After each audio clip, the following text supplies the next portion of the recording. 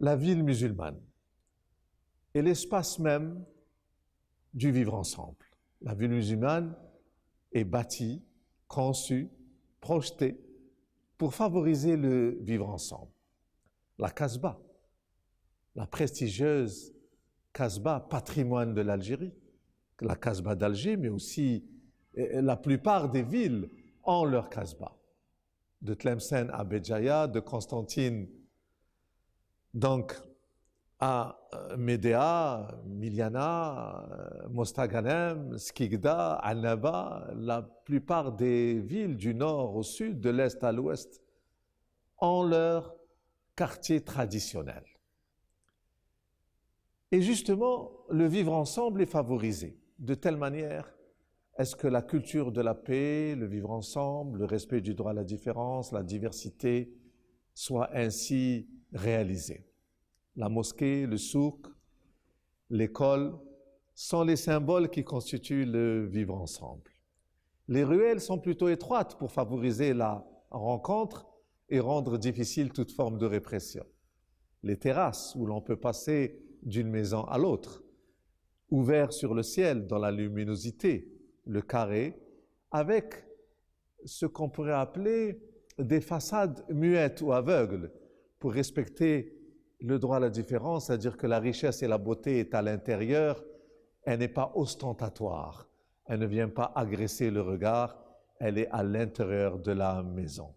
Avec cette dimension de la communauté, de Wastadar, c'est-à-dire de cet ensemble où le milieu de la maison permet la rencontre avec l'intimité, les fenêtres des moucharabia et les fermetures qui permettent de préserver l'intimité et la beauté de la maison.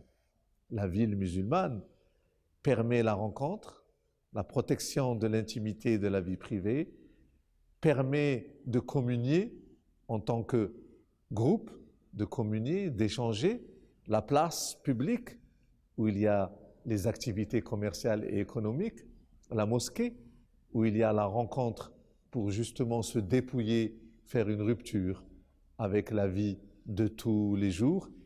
La ville musulmane est véritablement une écriture, un roman, un livre qu'il faut lire dans cette direction, c'est-à-dire la direction du vivre ensemble.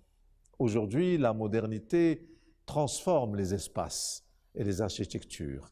C'est l'efficience, l'efficacité, la fonctionnalité qui domine pour justement arriver à progresser sur le plan matériel.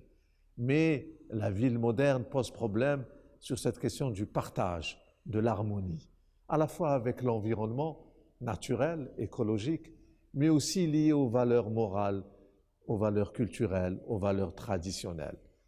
Alors, tout l'enjeu, tout le défi du vivre ensemble est de construire des villes qui allient, articulent, conjuguent l'efficacité à la beauté, l'efficacité au vivre ensemble. Parce que si c'est des plans où les êtres ne se rencontrent pas, ne font que se croiser, ou si c'est des espaces où chacun est isolé, le vivre ensemble ne sera pas fécond, n'aura difficulté à s'épanouir, à se développer. La ville musulmane a justement, avec ses dimensions de l'arabesque, ses dimensions donc de souci de l'abstrait, mais aussi de la beauté, l'eau et la lumière dans toutes les maisons et les fontaines ou dans les lieux publics, mais aussi les arabesques, les moucharabia, tout ce qui permet de inspirer et le regard, ni la fermeture, ni la simple ouverture. Laisser transparaître à travers les espaces ce qui permet le vivre ensemble. La ville musulmane a pour souci et de permettre le partage et la solidarité, le respect, l'humilité de toutes les classes sociales, de tous les niveaux, au sens niveau économique ou niveau intellectuel, de se reconnaître dans la solidarité et dans l'humilité.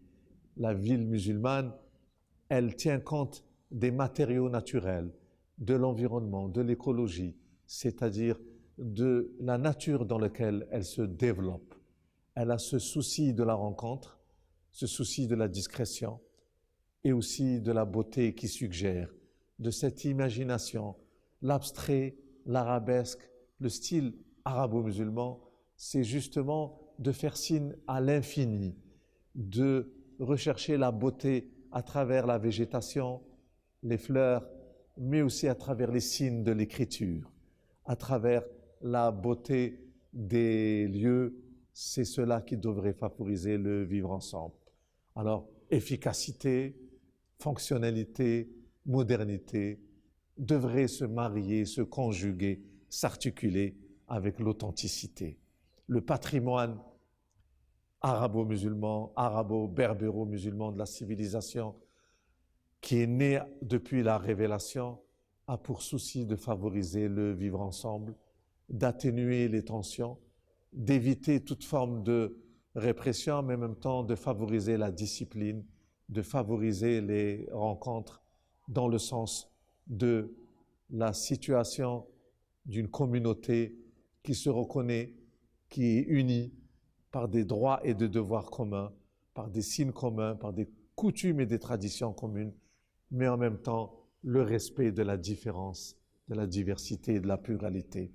La ville musulmane, comme nous le montrent un certain nombre d'objets dans ce pavillon des arts islamiques liés à la Casbah ou liés à l'Algérie profonde dans ces villes de Constantine à Tlemcen, de Béjaïa à Annaba, de Médéa au fin fond du Sahara algérien, il y a aujourd'hui des traces vivantes, précises, claires de notre héritage et de notre patrimoine dont on est fier. La ville algérienne est un trésor qu'il nous faut préserver et revivre. Hier, aujourd'hui, demain.